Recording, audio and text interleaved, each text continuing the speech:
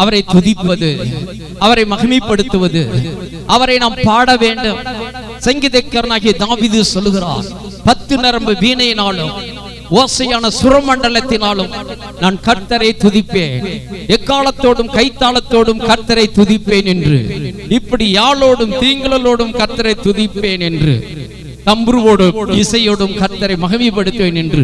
நம்ம எல்லாரும் எப்படியெல்லாம் கர்த்தரை மகிமைப்படுத்த முடியுமோ அப்படியெல்லாம் நம்ம ஆண்டவரை மகிமைப்படுத்த நாம் கடனாளிகள் ஆயிருக்கிறோம். அல்லேலூயா. வாசித்த அந்த சங்கீதத்திலே 96வது சங்கீதம் முதல் வசனத்தை நமக்கு யாராவது ஒருவர் சத்தத்தை உயர்த்தி வாசிக்க கேட்போம். கர்த்தருக்கு புதுப்பாட்டை பாடுங்கள், பூமியின் குடிகளே நீங்கள் எல்லாரும் கர்த்தரை பாடுங்கள். கர்த்தரை பாடி அவருடைய நாமத்தை ஸ்தோத்திரித்து நாளுக்கு நாள் அவருடைய ரட்சிப்பை சுவிசேஷமாய் அறிவியுங்கள். போதும். அல்லேலூயா. கர்த்தருக்கு என்ன பாட்டை பாடுங்கள்? புது பாட்டை பாடுங்கள். புதிய பாடல். அப்ப பழைய பாடலை பாடக்கூடாதா? பாடிட்டு இருக்கலாம், பாடலாம். ஆனா ஆண்டவருடைய விருப்பம், தேவ ஜனங்கள் எப்படி துதிக்கணும், ஆராதிக்கணும், புது புது பாடல்களை பாடி ஆண்டவருக்கு புது புது பெயரை சொல்லி ஆண்டவருடைய நாமத்தை மகிமைப்படுத்த வேண்டும். அல்லேலூயா. ஏனென்றால் நம் ஆண்டவர் நம் வாழ்க்கையிலே ஒவ்வொரு நாளும் அவருடைய கிருபை புதிதா இருக்கிறது. ஒவ்வொரு நாளும் அவருடைய வல்லமை புதிதா இருக்கிறது. ஒவ்வொரு நாளும் நமக்கு கொடுக்கிற ஆசீர்வாதம் புதுமையாகனதா இருக்கிறது. அவர் மகிமையுள்ள, அவர் மகிமைக்குரிய காரியங்களிலே நம்மை நடத்தி கொண்டு வருகிறார், மறுரூபப்படுத்துகிறார் நம்முடைய வாழ்க்கையை. நம்மை முற்றிலுமாய் ஆண்டவருக்கு கொடுத்து நாம் ஆராதிக்க வேண்டும். உள்ளத்தை கொடுத்து நாம் ஆராதிக்க வேண்டும். இந்த சரீரத்தை ஆண்டவருக்கு ஒப்பு கொடுத்து கர்த்தரை ஆராதிக்க வேண்டும். நம்முடைய ஆவி, ஆத்துமா, சரீரம் முழுவதுமாய் கர்த்தருக்கு கொடுத்து நாம் ஆராதிக்க வேண்டும். அல்லேலூயா. அடுத்ததாக நாம் பார்க்கிறோம், ஜீவ பலியாக ஒப்பு கொடுக்க வேண்டும். ரோமர் 12ஆம் அதிகாரம் முதல் வசனத்திலே நாம் பார்க்கிறோம். எடுத்தவர்கள் சத்தத்தை உயர்த்தி வாசிக்கலாம். ரோமர் 12ஆம் அதிகாரம் முதல் வசனம். அப்படி இருக்க சகோதரர்களே, உங்கள் சரீரங்களை பரிசுத்தமும் தேவனுக்கு பிரியவுமான ஜீவ பலியாக ஒப்பு கொடுக்க வேண்டும் என்று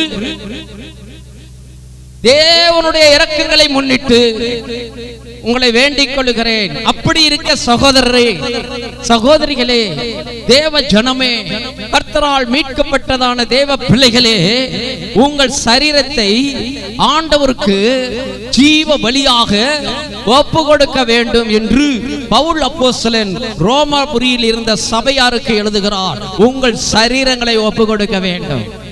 இன்றைக்கு அநேக வாயை திறந்து ஸ்தோத்திரம் பண்ணுவது கூட ஒரு கடினமான ஒரு காரியமா இருக்கிறது. ஆனால் ஆண்டவர் எப்படியெல்லாம் ஆராதிக்க வேண்டும் என்றால், நம்முடைய சரீரத்தை ஒப்பு கொடுத்து ஆராதிக்க வேண்டும். சரீரத்தை ஜீவ பலியாக பலிபீடத்திலே ஒப்படைக்க வேண்டும். நம்ம மனசுல மட்டும் நினைச்சா போதாது. மனசுல மட்டும் கர்த்தரை நான் ஸ்தோத்திரம் பண்றேன், துதிக்கிறேன்னு சொன்னா போதாது. வாயை திறந்து ஸ்தோத்திரம் பண்ண வேண்டும். அல்லேலூயா. கரங்களை தட்டி கர்த்தரை பாட வேண்டும், துதிக்க வேண்டும். அல்லேலூயா. கரங்களை உயர்த்தி தேவனை மகிமைப்படுத்த வேண்டும். அல்லேலூயா. கரங்களை அசைத்து கர்த்தரை மகிமைப்படுத்த வேண்டும். அல்லேலூயா. கேருபீன்களும் சேராபீன்களும் தேவனை மகிமைப்படுத்துவதற்கு 2 சட்டைகளால் தங்கள் உடலை மூடி, 2 சட்டைகளால் தங்கள் முகத்தை மூடி, 2 சட்டைகளால் தங்கள் கால்களை மூடி, 2 சட்டைகளால் பறந்து சேனைகளின் கட்ட பரிசுத்த பரிசுத்த பரிசுத்த பூமியின் அனைத்தும் அவருடைய மகிமையினாலே நிறைந்திருக்கிறது என்று அந்த தேவ தூதர்கள் எப்பொழுதும் பாடிக்கொண்டே இருக்கிறார்கள். பூமியிலே கர்த்தராகிய இயேசுவின் இரத்தத்தினாலே மீட்கப்பட்டதான ஜனங்களே, அல்லது மற்றவர்கள் புதிதாய் வந்திருக்கிறவர்களே, இந்த சத்தத்தை கேட்டுக்கொண்டிருக்கிறவர்களே, உங்களையும் ஆண்டவர் பார்த்து சொல்லுகிறார், தேவனை மகிமைப்படுத்துங்கள், தேவனை ஆராதியுங்கள். உங்கள் சரீரத்தை ஒப்பு கொடுத்து ஆராதியுங்கள்.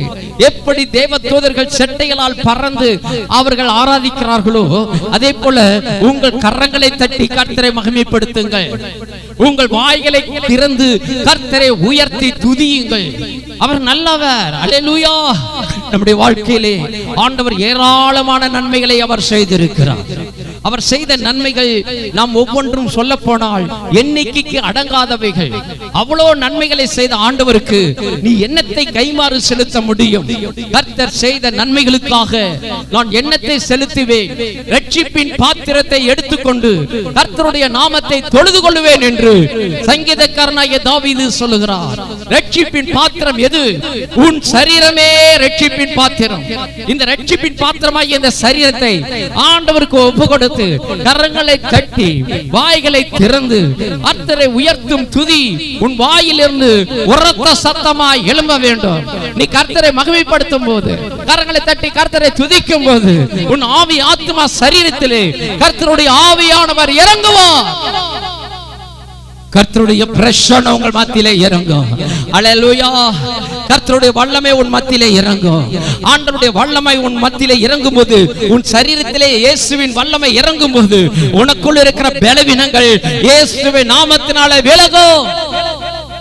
ஆண்டவருடைய வல்லமை உனக்குள்ளாக இறங்கும் போது வியாதி நீங்கும். இந்த ஆராதனையிலே கலந்து கொள்ளும் போது கவலையிலிருந்து விடுதலை, துக்கத்திலிருந்து விடுதலை, வியாதியிலிருந்து விடுதலை, பிரச்சனையிலிருந்து விடுதலை, உபத்திரவத்திலிருந்து விடுதலை, சோதனையிலிருந்து விடுதலை, ஆபத்திலிருந்து விடுதலை, எல்லா காரியத்திலும் பாவத்திலிருந்து விடுதலை, சாபத்திலிருந்து விடுதலை. ஆண்டவர் உனக்கு நல்ல ஒரு விடுதலையை ஆராதனையிலே கலந்து கொள்ளுகிறவர்களுக்கு ஆண்டவர் கொடுக்கிறார். அல்லேலூயா. ஆராதிக்கிறவர்களுக்கு ஆண்டவர் அற்புதம் செய்கிறார். அமைதியாய் உட்கார்ந்து இருக்கிறவர்களுக்கு ஆண்டவர் எதையும் செய்ய மாட்டார்.